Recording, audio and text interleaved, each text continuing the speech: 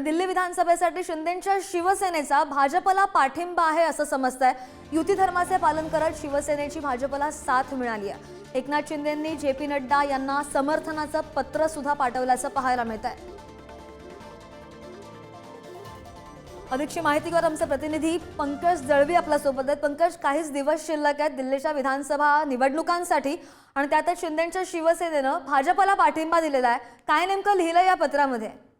मुख्यमंत्री आपल्या उपमुख्यमंत्री एकनाथ शिंदे यांनी जे.पी. नड्डा यांना पत्र लिहून दिल्ली निवडणुकांमध्ये भाजपाला संपूर्णपणे पाठिंबा देत असल्याचं जाहीर केलं। हा पाठिंबा हिंदुत्वाची एकनिष्ठता राखत आम्ही पाठिंबा देत असल्याचं त्या पत्रात म्हटलेलं आहे। हिंदुत्वाचा दाखला देऊन हा पाठिंबा दिलाय। दिल्लीचे शिवसेनेचे एकनाथ शिंदे यांच्या शिवसेनेचे प्रमुख संदीप चौधरी यांनी सुद्धा दिल्लीचे प्रदेशाध्यक्ष जे भाजपाचे आहेत त्यांना भेटून हे पत्र दिलंय।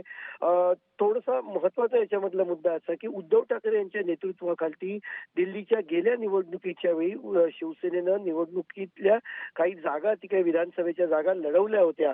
मात्र या निवडणुकीत एकनाथ शिंदे यांच्या शिवसेनेनं पूर्णपणे भाजपाला पाठिंबा देण्याचा निर्णय घेतलेला आहे।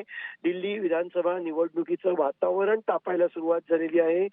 भाजप असो किंवा केजरीवाल यांचा आम आदमी पक्ष असो, या सगळ्या पक्षांमध्ये तिथे जी आहे ती लढत होणार आहे। मात्र असं असताना एकनाथ शिंदे यांच्या शिवसेनेनं हिंदुत्वाच्या मुद्द्यावरती हा मुद्दा जो आहे तो अत्यंत महत्वाचा आहे। त्या पत्रात उल्लेख केलेला आहे की हिंदुत्वाशी एकनिष्ठ राहत आम्ही भाजपाला पाठिंबा देत आहोत।